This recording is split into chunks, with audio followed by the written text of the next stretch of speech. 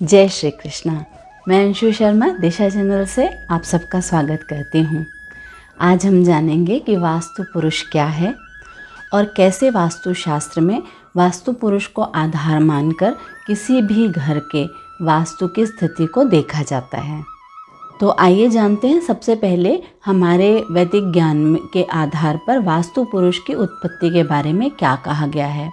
घर के वास्तु को ठीक करने के लिए आवश्यक है कि हम वास्तु के प्रमुख आधारों को समझें।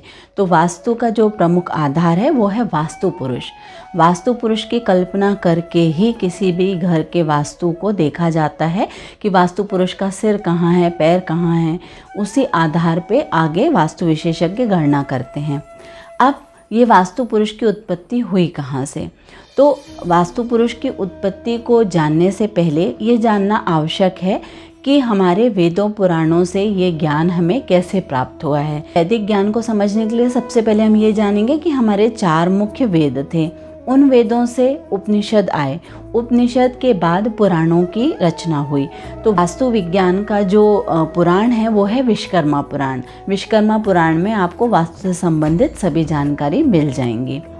तो इसी विश्वकर्मा पुराण के आधार पे अगर हम देखें कि वास्तु पुरुष का निर्माण कैसे हुआ, वास्तु पुरुष की उत्पत्ति के बारे में जो कथा कही गई है उसमें ये बताया गया कि एक बार ऐसा हुआ कि स्वर्ग में एक प्राणी उत्पन्न हुआ और उस प्राणी का आकार बहुत तेजी से बढ़ने लगा। जैसे ही उसकी उत्पत्ति हुई वो तुरंत एक वयस्क के रूप में आ गया और फिर उसके बाद उसका आकार हर दिन बढ़ने लगा। तो ये देखकर देवताओं को चिंता हो गई। उनको लगा कि ये जो प्राणी है ये यहाँ स्वर्ग में नहीं रह पाएगा, क्योंकि स्वर्ग में रहने योग्य इसके पास आगे जाके स्थान ही नहीं बचेगा। तो सभी देवताओं ने क्या किया कि उस वास्तु पुरुष को पृथ्वी पर एक बड़ा सा गड्ढा खोदा और उसमें उस वास्तु पुरुष को दबा दिया। अब जब वास्तु पुरुष को दबाया तो सभी देवता, क्योंकि उसमें सम्मिलित थे, सभी देवता उसको दबाने का प्रयास कर रहे थे उस पृथ्वी पर, उस गड्ढे के अंदर। इसलिए कहा जाता है कि वास्तु पुरुष जहाँ भी विद्यमान रहेगा वहाँ सभी देवी देवता विद्यमान रहेंगे। और इसी आधार पे ऐसा माना जाता है कि जब भी किसी घर का निर्माण होता है तो उसमें 45 देवी देवताओं का निवास स्वतः हो जाता है। आप उन्हें बुलाएं या नहीं बुलाएं फिर भी उनका वहाँ स्थान है, वो वहाँ आ जाते हैं। अब ये आशीर्वाद स्वरूप ब्रह्मा जी ने उस वास्तु पुरुष को कहा था कि जहाँ जहाँ तुम्हारा निवास होगा वहाँ वहाँ इन देवी देवताओं का भी निवास निश्चित ही होगा। तो अगर कोई व्यक्ति या कोई देवी देवता कहीं निवास कर रहे हैं तो हमें ये जानकारी होना चाहिए कि वो देवी देवताओं का रूप कैसा है, क्या उनकी रुचि है, क्या वो खाते हैं, कैसे वो बैठते हैं। इन सब को समझाने के लिए ही वास्तु पुरुष के आधार पर सभी देवी देवताओं को उनका अपना अपना अलग अलग स्थान दिया गया है और ये एक बेस है जिसके आधार पर पूरा वास्तुशास्त्र टिका हुआ है। इस कहानी को अगर हमें समझना है तो हमें ये भी बात समझनी पड़ेगी कि हमारे पुराणों में जो कहानी मिलती हैं हमें वो पौराणिक कथाएं कहलाती हैं। तो ये जो पौराणिक और आध्यात्मिक कहानियाँ हैं ये संकेतात्मक रूप में होती हैं। ऐसा नहीं है कि जैसा उसमें कहा गया है वो सेम टू सेम वैसा ही घटित हुआ होगा। ये हमें समझाने के लिए एक कोशिश की गई ऋषि मुनियों के द्वारा कि हम उस बात को समझ सकें। इसके लिए मैं आपको संक्षिप्त में एक बात बताना चाहूँगी। ये भी बात विश्वकर्मा पुराण से ही ली गई है कि जब ब्रह्मा जी ने सृष्टि का निर्माण किया तो 4 तरह के जीवों की उत्पत्ति की। पहले तरह का जो जीव था वो था जरायुज, मतलब कि जो जरा में लिपटा हुआ रहता है। जैसे हम मानव का जन्म होता है कि हम अपने माँ के गर्भ में एक जरा से लिपटे हुए होते हैं और हमारा फिर जन्म होता है।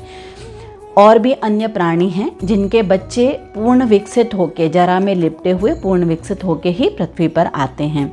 दूसरे तरह के प्राणी होते हैं वो होते हैं स्वेदज। स्वेदज मतलब कि पसीने से, गंदगी से अपने आप उत्पन्न होने वाले जीव। ये भी हम सभी जानते हैं, मक्खी, मच्छर, इस तरह के कुछ जीव जंतु हैं जो पसीने से, जैसे आपके बालों में जूं पड़ जाती है, ये भी पसीने से उत्पन्न होती है। तो ऐसे भी जीव विद्यमान हैं। तीसरे होते हैं अंडज। सब भी हम जानते हैं पशु पक्षी के जो बच्चे होते हैं वो अंडे में उत्पन्न होते हैं। फिर आखिरी होते हैं उद्भिज। उद्भिज मतलब अपने आप से उत्पन्न होने वाले। अब आप कहेंगे कि ऐसे कैसे अपने आप से उत्पन्न होते हैं, तो आप अपने चारों तरफ दृष्टि घुमाएं। प्रकृति में ऐसे बहुत सारे जीव जंतु, पौधे, वनस्पतियां हैं जो कि अपने आप से उत्पन्न होती हैं। उनको किसी ने रोपित नहीं किया, कोई बीज नहीं डाला गया, लेकिन फिर भी वो उत्पन्न होते हैं और बहुत बड़ा रूप ले लेते हैं। जो खटमल हुए, दीमक हुए, ये सब भी उसी तरह के जीव जंतु होते हैं जो अपने आप से उत्पन्न होते हैं। तो अब आपके मन में ये अगर शंका है कि ऐसी कहानी क्यों बनी, तो इसको मैंने छोटे से रूप में स्पष्टीकरण किया है। ये है विषय बहुत बड़ा, आगे इस विषय पे ज़रूर वीडियो बनाऊंगी कि हम सृष्टि के उत्पत्ति के बारे में समझ सकें। लेकिन आज हम वास्तु पुरुष के बारे में बात कर रहे हैं, तो अब आगे हम वास्तु पुरुष को और गहराई से समझते हैं। अब वास्तु पुरुष के बारे में क्या कहा गया कहानी में कि उसको सभी देवी देवताओं ने गड्ढा करके उल्टा लेटा के दबा दिया। मतलब कि पृथ्वी पर उसका जो मुख हुआ वो हो गया नीचे की तरफ। अब नीचे की तरफ मुख हुआ, और जब हम वास्तु का आधार इसको बनाते हैं तो हम क्या कहते हैं कि वास्तु पुरुष का जो सिर है वो हमेशा उत्तर पूर्व के कोने में होता है, जिसे हमने ईशान कोण नाम दिया।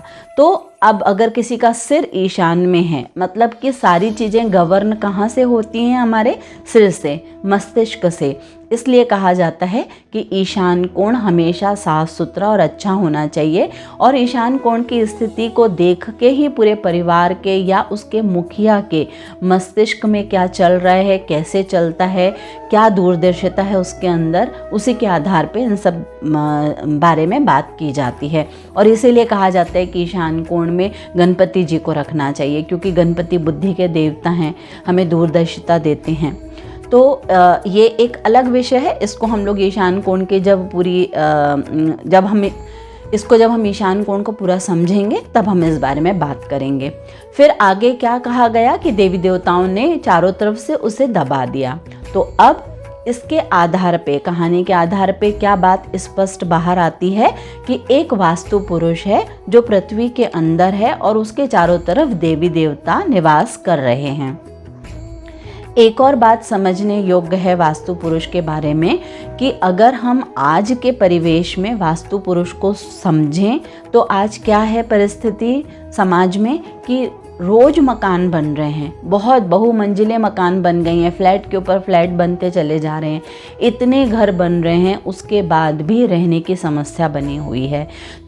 तो उसके एक कुछ स्पेशल स्थान होते हैं। जैसे हमारे शरीर में भी पूरा शरीर हमारा है, अगर हमें हाथ पे चोट लगती है तो उतनी प्रॉब्लम नहीं होती, लेकिन वही चोट अगर हमारे हृदय में लग जाए, अगर हमारे नाभि में चोट लगे, कोई ऐसे हमारे मर्म स्थान होते हैं जहाँ पे अगर हमें तकलीफ़ हो जाए तो वो ज़्यादा मतलब उससे हमें मृत्यु तुल्य कष्ट भी हो सकते हैं। लेकिन एक हाथ पे छोटी सी चोट लगने से या ऐसे ही हमारे जो वैदिक ज्ञान है इसमें बहुत गहराई है। एक एक बात को जब हम गहराई से समझेंगे तो हम इन चीज़ों को स्वतः अपने जीवन में उतार कर इनका उपयोग कर सकते हैं।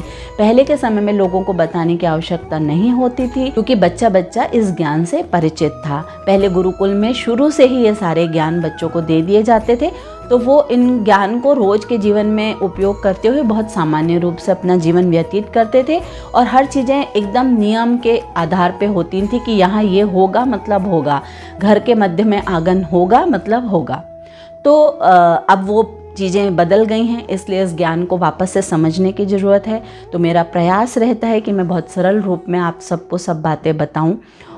तो उम्मीद है आपको वास्तु पुरुष के बारे में सारी बातें स्पष्ट हो गई होंगी। आगे भी वास्तुशास्त्र संबंधित और बातों को हम आपके सामने लाते रहेंगे। हमसे जुड़े रहने के लिए आप हमारे चैनल को सब्सक्राइब करें, जिससे आपको ये जानकारियाँ आगे भी मिलती रहें।